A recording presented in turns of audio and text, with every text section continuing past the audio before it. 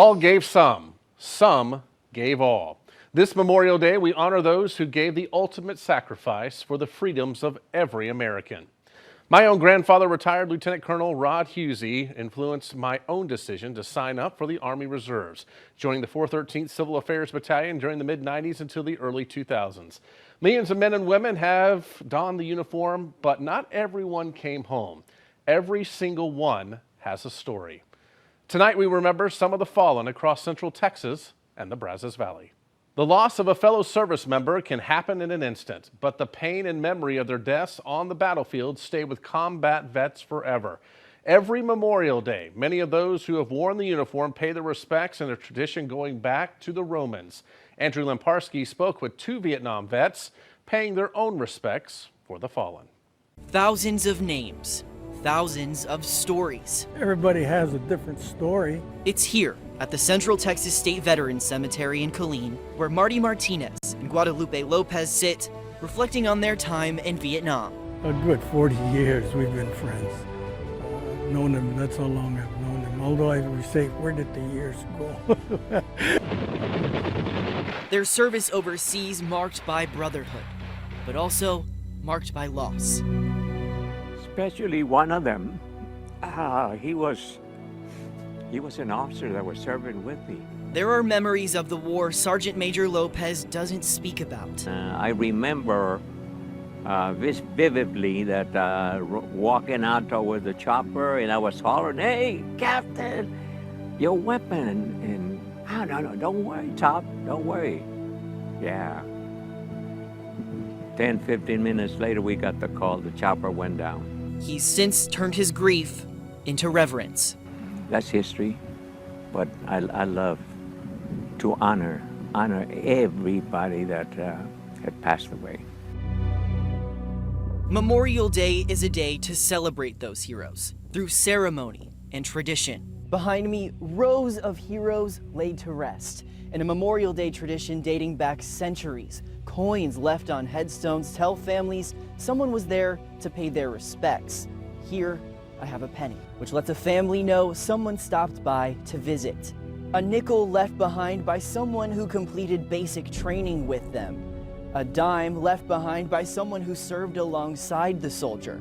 And finally, a quarter left behind by someone who was there when they died. The coin is a form of respect, I would say. The tradition has origins all the way back to the Romans and became popular in the U.S. during the Vietnam War. To leave something, and of course flowers was not something good that you could leave there because it would disappear.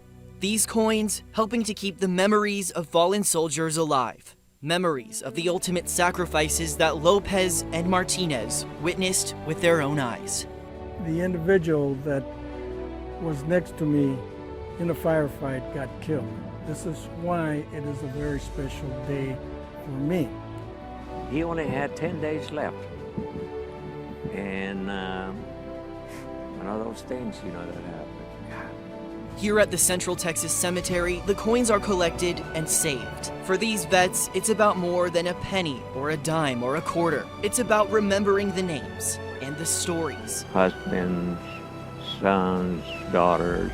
Of those who gave their lives for our country. Honoring our fallen service members was first observed in various towns in 1864 to honor those killed in the Civil War. The first national celebration was called Decoration Day in 1868. It became a national holiday May 19, 1966. Congress declared the official name of Memorial Day in 1967. A year later, Congress moved Memorial Day from May 30th to the last Monday in May. Most veterans don't come home to a ticker tape parade. Many of our fallen have a more somber homecoming. But for a few, that final trip home was decades from when they fell. Nick Bradshaw spoke to the family of a World War II airman returning home to Texas nearly 80 years later. May. Well, see, then I'm back here. Oh, okay, well then it's farther up here. Okay, there's January. For nearly 80 years, a Texas family living with a loss. 42. We've just kept it alive all these years. A sister left without answers. My last letter to him, I have it, and he said, how are you enjoying your vacation? Why don't you come see me? He said, I'll take you flying on my plane. A message sent decades ago, but Helen Palmical never had a chance to reply. Target, Ploiești, center of Romania's oil industry and the richest oil fields in Europe. Romania, 1943. America's war against Nazi Germany in full swing. Teenagers signing up to fight. They wanted to protect the United States. It was really important to them. Among them, Louis Gerard of West Texas, the 18-year-old putting his dreams on hold at A&M for a pilot seat in a B-24 Liberator. He had high expectations of coming home, and it just didn't happen that way. You see, the Nazis knew the planes were coming. Gerard's heavy bomber shot down in Romania. It hurts, but he was doing what he loved. His family robbed of the chance to say goodbye. I guess they didn't have him in a grave, or had him in a grave with another unknown soldier that died on that plane that they couldn't identify. But 79 years later, hope. I was shocked because I didn't think that, we thought he was buried in Italy. The military said they found her brother. They sent the DNA samples to my sister in Dallas and then to me, and we filled it out, and that was about 3 years ago. Earlier this month, they got a match. I'm still in shock. West Texas, a small town with big pride for our military. And it's a close-knit, tight town. Everybody really supports our veterans. Ready to welcome home its hero long after the war's end. We're happy and excited for the family, especially his sister Helen, who finally gets to bring her brother home and lay him to rest properly. So we're really excited for her, and we're honored just to be a part of it. The people here honoring one of their own. His body to be finally laid to rest in June, next to his parents and brother. It was just, he was so important to us. His memory and sacrifice continues on through letters sent back to Texas. 30th of June, okay, we need to go. A memory kept alive by his family. This is the last one. Got up and moved all my X to C, whatever that is. We are flying C, and the big job is tomorrow. The general spoke to us, and he said that this was the biggest job of the war, and that it will be shortened, and the war it will be shortened with the war by months. If this raid is successful, we are getting up at 4 a.m. It's a 12-hour run. Louis, I need plenty of luck on this one. One of this nation's most regarded institutions, Gold Star families, which come with a cost that no military family should want to pay. Adam Schindler introduces us to two Central Texas families feeling their loved ones lost this Memorial Day. Memorial Day, a day to remember those who donned our country's uniforms, knowing that decision could be life-changing. While some Central Texans make an annual trip to the local veterans cemetery, others head to Fort Hood to remember the loved ones they've lost and see them once again stand in formation. Each booth is going to have a tag on there, and it's going to have a picture of the fallen hero as well as their name and their date of death. Not only is every single pair of boots out here representing a fallen soldier, nearly every pair was worn by that soldier. It gives Gold Star family members like Susan Hernandez a solemn place to remember Sergeant Irving Hernandez Jr., the husband she lost in 2006. He was shot by a sniper, and he fought for his life, from what I heard, for 20 minutes, and he didn't make it. They took fire, and he was killed. Not only was Sergeant Hernandez a beloved husband and father, he was the kind of soldier that proudly put his life on the line for his country. That day, he volunteered for a mission, to go on a mission, and he was 2 weeks from coming home, and it ended his life. Jennifer Warner is a Gold Star family member who lost her husband, Staff Sergeant Daniel Warner, who was found unconscious in his barracks in 2010. The Army, according to the autopsy, said that he passed away accident because of mix of drugs, of all the medication. So it was hard for me to accept it that he was gone. Staff Sergeant Warner hadn't told his wife that he was receiving medical treatment after his last deployment, knowing it would only make her worry. Now that he's gone, having his boots on the field among thousands of fallen service members is bittersweet. It means a lot because, you know, he's being honored, all his sacrifices, his legacy, and he's not forgotten. A sentiment shared by others whose loved ones paid the ultimate sacrifice. Not only him, there are other friends that we have lost, you know, friends we have met along the way that their husbands are out there that we honor as well. So the boot display means a lot to us, not just me, but other Gold Star families as well. All have a similar message for the loved ones they've lost. Just know that, you know, we do love and miss you every day. My children love and miss you every day. He was my strength. He was my joy. He makes me happy. And I just miss him. I just miss him so much. Sergeant Irving Hernandez Jr. and Staff Sergeant Daniel Warner are among the thousands of fallen service members whose boots fill the field in front of 3 Corps headquarters every year.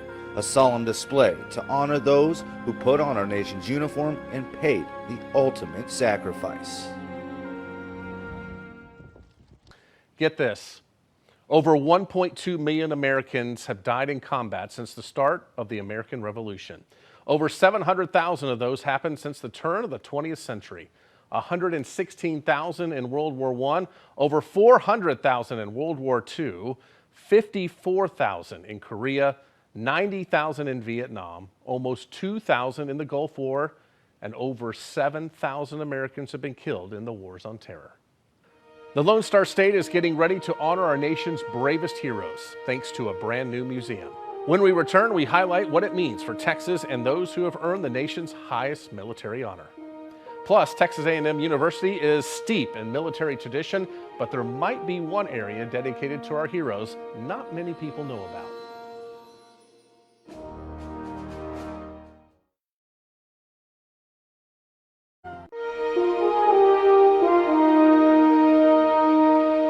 The U.S. Armed Forces currently has over 1.3 million service members. Now think about how many men and women have put their lives on the line over the last 250 years for this great nation. Of those millions, only 3,500 have earned the nation's highest military honor, the Congressional Medal of Honor. Now our nation's heroes will have a home right here in Texas. Where did we find such men? We find them where we've always found them, in our villages and towns, on our city streets, in our shops and on our farms. Their actions were clearly above and beyond the call of duty. Their love of country and devotion to each other was always clear. Where there is a brave man in the thickest of the fight, there is the post of honor. For over 160 years, it symbolized America's bravest, the Congressional Medal of Honor. In a country of over 330 million people, only 64 Americans today hold this highest honor. Well, as military members, we all know what the Congressional Medal of Honor means and stands for, and the tremendous acts of courage and sacrifice and bravery that it takes to even be considered for the medal, let alone be approved and awarded the medal. Their courage and gallantry on the battlefield put them in a select distinction. Our nation's elite heroes now have a home to recognize their sacrifice and inspire all Americans to preserve our way of life. A new home right here in Texas. Located in Arlington, the National Medal of Honor Museum will cover over 100,000 square feet, telling Medal of Honor stories for those past and living, using technology to keep their memory alive. You want people to be inspired in some way. So a connection with some future person that's going to serve in the military, some future military service member, for instance, who sees, hey, I'm from, East Texas too, and that person went to the nearby school as I did, and maybe I could someday do something so cool. The man leading the effort is no stranger to exceptionalism. Chris Cassidy, the museum's president and CEO, served for nearly 3 decades in the Navy, including 11 years as a Navy SEAL. So I'm about 9 months into this role here at the foundation, but prior to that, I spent about 28 years in the U.S. Navy. Houston, Endeavor, roll program. Roger, roll, Endeavor. The Navy SEAL program stands for Sea, Air, and Land, but for Cassidy, that wasn't enough. The Special Warfare Operator took his next mission into outer space.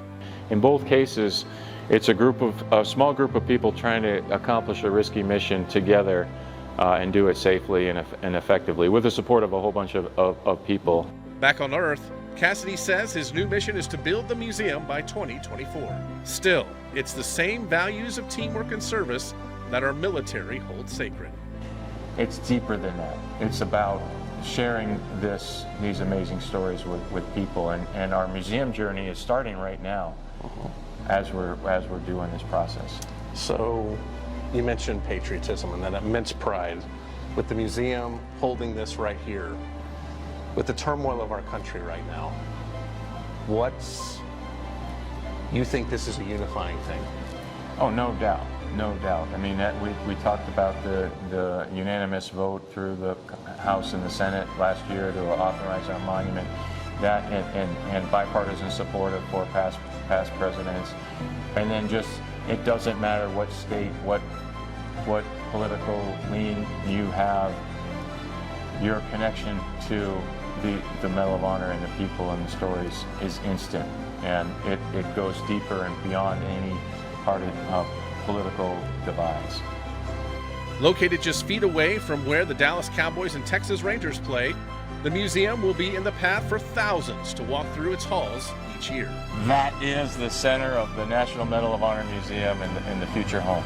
So as far as construction, how long have you been doing it? Where are we right now? And then when's completion? Medal of Honor Day is March 25th, and that was our groundbreaking ceremony, both in a ceremonial way, and then the very next day we started what you see here. So we've been going at it for 2 months now, and it's a roughly 2.5-year build to November of 2024. So how can people get online and see progress of this? How can they be involved?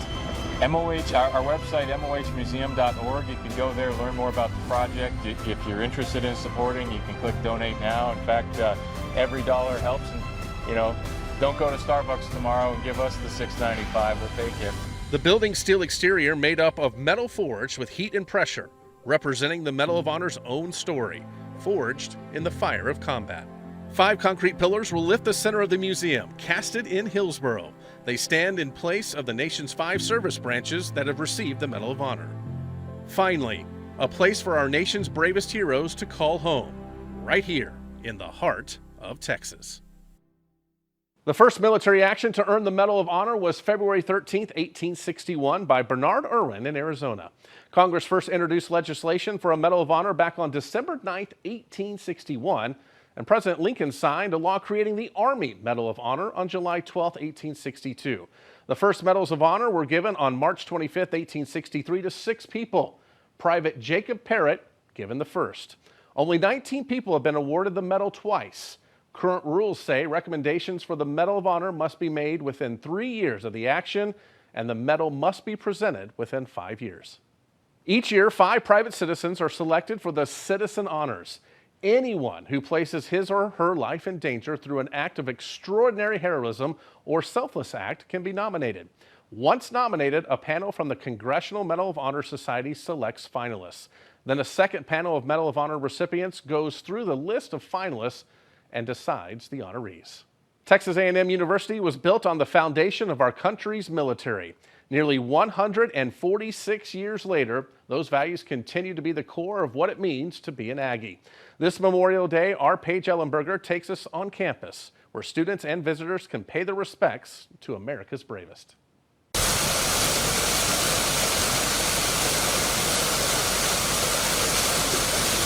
You're here today because of these men and women behind me, but it really just makes me feel grateful and thankful for the country that I live in today.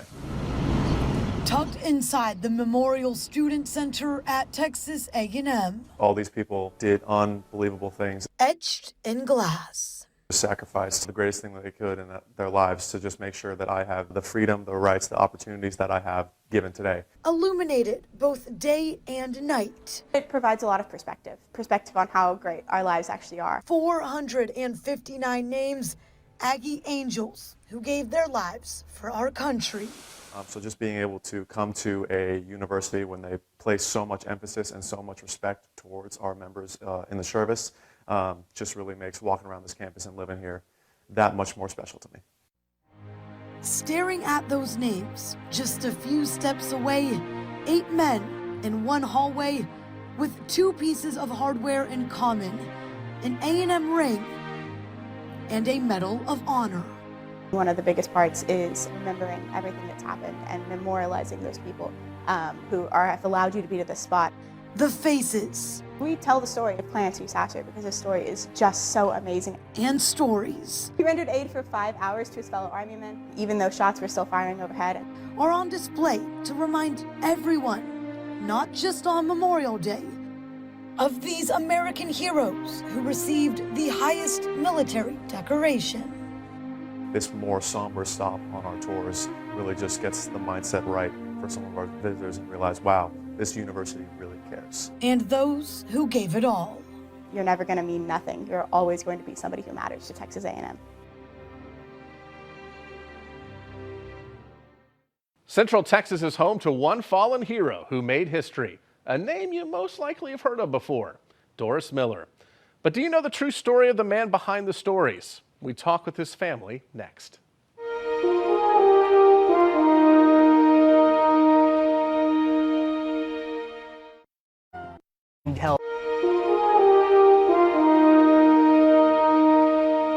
Few men or women have made Central Texas more proud, like Doris Miller. A recipient of the Navy Cross, Miller's story of bravery during World War II is widely known these days. But that wasn't always the case. As 25 News anchor Todd Unger found out, his family is committed to making sure his name is never forgotten. It's hard to imagine it not being here. A Waco fixture dedicated to all those who serve. But for the driving forces behind it, the mission to honor the memorial's namesake was decades in the making. Big man, but so was my grandmother. Sisters Henrietta and Flo Miller spend a lot of time together, often thinking about their uncle. I'm always in awe. I'm always in awe. Hearing the story of Doris Miller does that to you. How did he do that? How did he get that machine gun and do what he done? December 7th in 1941, Miller is a mess cook aboard the West Virginia, anchored in Pearl Harbor. As the Japanese sweep in with their surprise attack, Miller rushes above deck, helping the wounded before manning an anti-aircraft gun for which he had zero training. He chose to fight. He chose to fight. Miller survived. Only when an African-American run paper on the East Coast revealed his name did the story of his heroism begin to spread.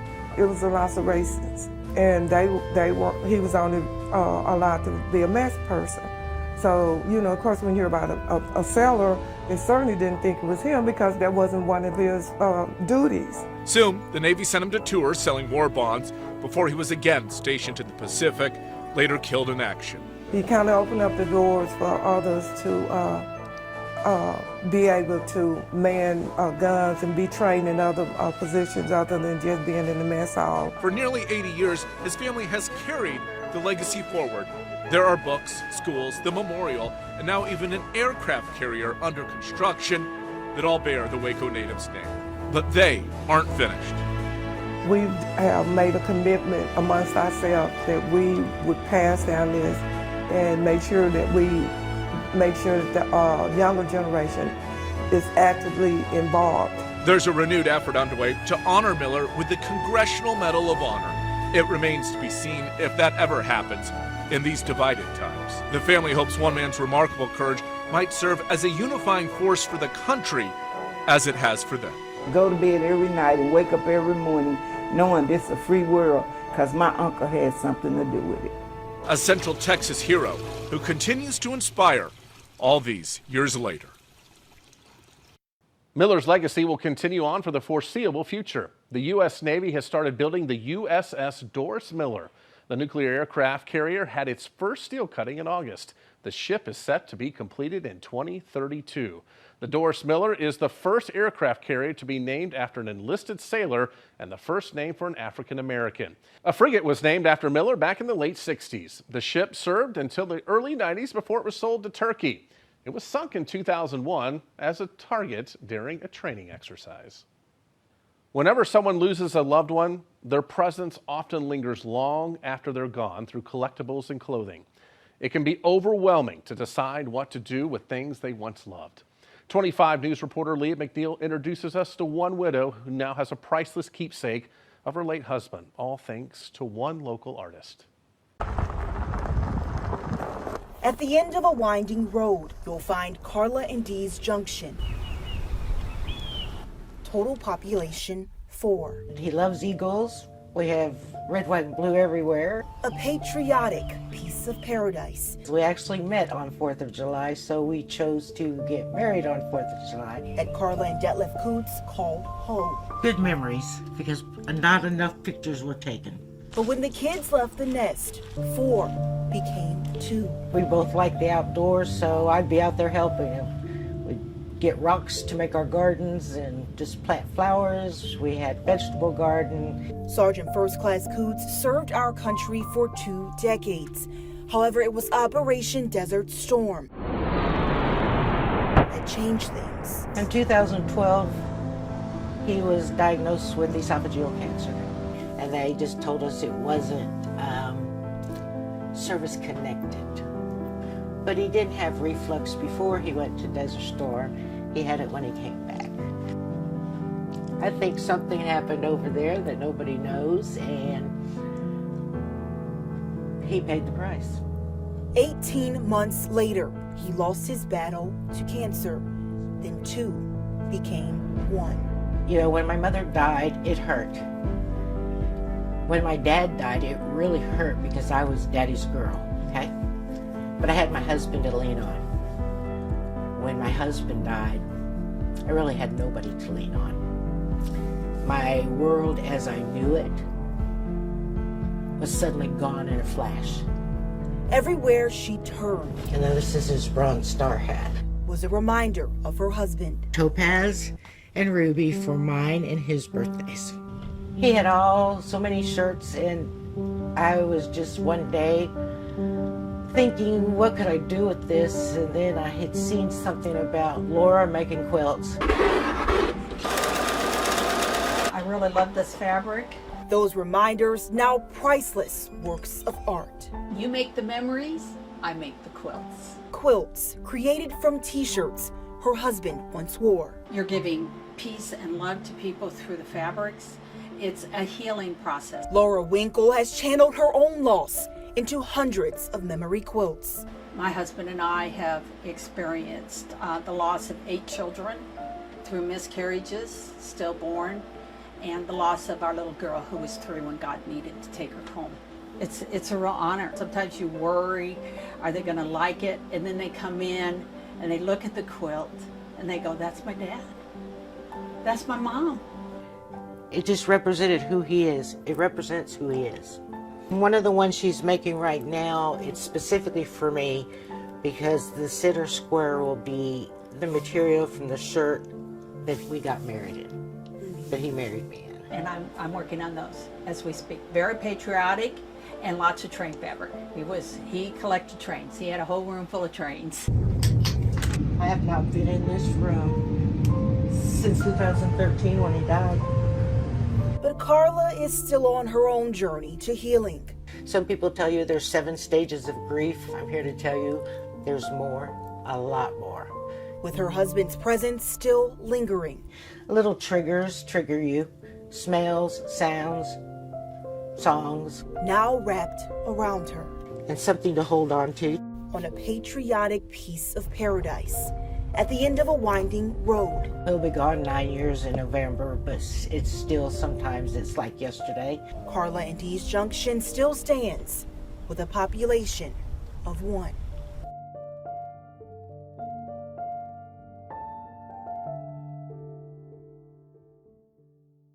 Honoring the lives of our fallen heroes is not only for Memorial Day. All of us can find ways each day to remember the price they paid. From all of us at 25 News and KRHD, thank you for having us in your homes this Memorial Day.